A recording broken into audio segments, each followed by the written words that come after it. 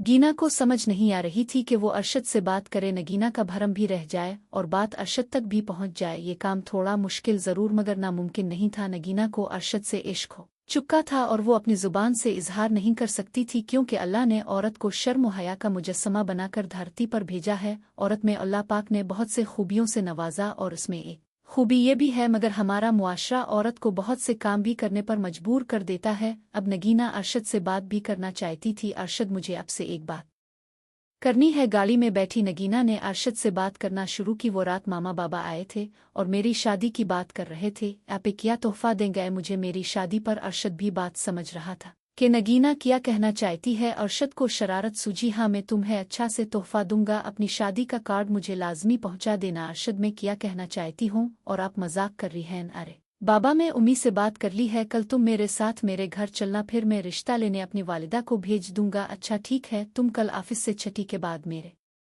साथ चलना और घर पर बता देना कि मीटिंग में जाना है, देर हो जाएगी। अरशद, अब सच कह रहे हैं ना? नगीना सवालिया नजरों से अरशद की तरफ देखा और मुस्करा दी। नगीना अब मजीद खुश हो गई थी, क्यों कि जैसा वो चाहती थी वैसा अब इसे मिलने जा रहा था। नगीना मुकम्मल तौर पर बदल गई थी, मगर शराफत और शर्म व हया पहले की तरह ही थी। नगीना ने घर जाकर मीटिंग का बताया और अगले दिन ब्लैक जीन्स और येलो कलर की शर्ट पहनकर अरशद के साथ चल दी। नगीना आज अपनी सास से मिलने वाली थी और परेशान भी थी कि न जाने इसकी सास कैसी होगी। उधर अरशद अपनी वालिदा को सारी हकीकत बयान कर चुका था और उम्मी को राजी भी कर चुका था। नगीना को वो वक्त याद आ रहा था जब वो कॉलेज की फीस भरने के लिए अपनी दोस्तों से उधार मांगती थी, और आज नगीना दूसरी की हर तरह की मददाल भी कर रही थी। नगीना बेसहारा लोगों को सहारा देना चाहती थी और एक ट्रस्ट बनाना भी इसका ख्वाब था, मगर इस ख्वाब तक पहुंचने के लिए इसे मजीद तगो-दो की ज़रूरत थी। अरशद से नगीना को अच्छा खासा पैसा मिल चुका था और सेविंग भी कर चुकी थी, मगर नगीना में एक लम्हा भी गुरूर न आया। नगीना मोहब्बत को इबादत का दर्जा दे चुकी थी और वो ऐसी ही मोहब्बत की कायल थी जिसमें मुहर्रम सिर्फ इसे पहली रात ही छू सके। इंसान वही कुछ हासिल भी करता है जिसका वो गुमान करता है, और नगीना का भी यही गुमान था जो नगीना को मिल रहा था। इंसान की जिंदगी में अक्सर ऐसे हालात आ जाते हैं जिसका उन्हें वहम गुमान भी नहीं होता, मगर कामयाब वही होता है जो उन इम्तिहानात को बर्दाश्त करे और उबूर कर ले। नगीना को अपनी सास से मिलने की खुशी के साथ साथ डर भी लग रहा था। अरे यार, डरने की जरूरत नहीं है, वो मेरी वालिदा हैं। ये कहकर अरशद ने नगीना को रुली किस किया और ऑफिस से निकल पड़े। अरशद, आओ कहीं घूमने चलीं। पहली बार अरशद को नगीना ने खुद कहा था। अरशद ये सुनकर बहुत ज्यादा खुश हुआ और दोनों गाड़ी पे बैठकर लॉन्ग ड्राइव पे चले गए। अरशद ने गाड़ी चिल्लाते हुए नगीना का हाथ थामने की कोशिश की। नहीं अरशद, अभी ऐसा वैसा कुछ मत करे, मैं आपको मुहर्रम बनने के बाद आपके हवाले कर दूंगी, मगर अभी ये सब ठीक नहीं है। अरशद को वक्ती तौर पर गुस्सा जरूर आया, मगर बाद में ठीक हो गया। अब दोनों पार्क में जा बैठे और काफी पीने लगे। नगीना ने जब अपनी घड़ी देखी तो रात के 8 नीच चुके थे। देखें, वक्त का पता ही नहीं चला। चली उठी, अब चलते हैं, नगीना ने परेशान होते हुए अरशद से कहा।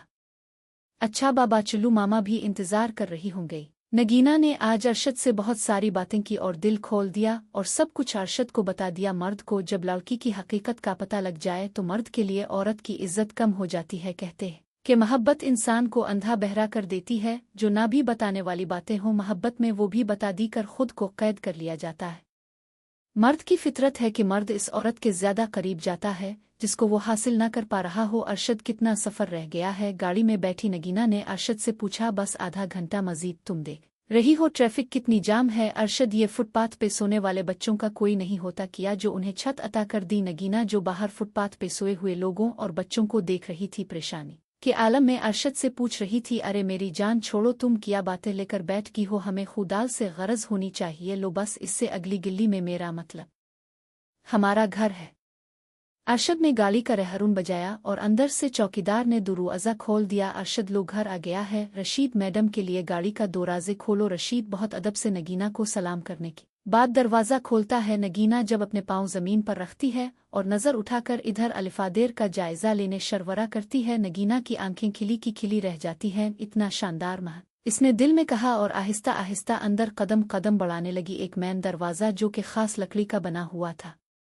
लब सड़क आसपास देखा तो घास पर झूलों को देखकर दिल खुश हो गया। इसके साथ ही पौधों की क्यारी लगी हुई थी जिसकी महक सारे घर में फैली हुई थी। कुछ लम्हों के लिए नगीना ने आंखें बंद की और महक को महसूस करने लगी महल मुमिल तौर पर टाइलों वाला था। नगीना क्या देख रही हो? ये सब मेरी वालिदा की ख्वाहिश से हुआ है। उन्हें फूलों से खास दिलचस्पी है। वो रोज़ खुद पौधों को पानी देती है। और ये है हमारा मुलाजिम रशीद। इसने रशीद का तारुफ करवाते हुए रशीद की तरफ इशारा किया। ये हमारे पास पिछले 30 साल से है। इस घर में मेरी वालिदा का बहुत ख्याल रखता है। रशीद हाथ बांधे सर को झुकाकर खड़ा था। साहिब जी, उम्मी की तबीयत खराब है और वो दवा भी नहीं खा रही। रशीद ने अरशद को इसकी माँ की तबीयत के बारे आगाह किया। तुमने फ़ोन क्यों नहीं किया? अरशद अब रशीद पर गुस्सा हो रहा था। साहिब जी, बेगम साहिबा ने मना किया था। चलू जाओ यहाँ से। अब नगीना ने गौर करना शुरू कर दिया और इस बात तक पहुँच गई कि अरशद को किसी गरीब का एहसास भी ना था और रशीद को घर में नौकरी देना इसकी मजबूरी थी, क्योंकि रशीद अरशद के वालिद ने अपनी ज़िंदगी में मुलाजमत दी थी। अरशद इसे निकाल भी नहीं सकता था।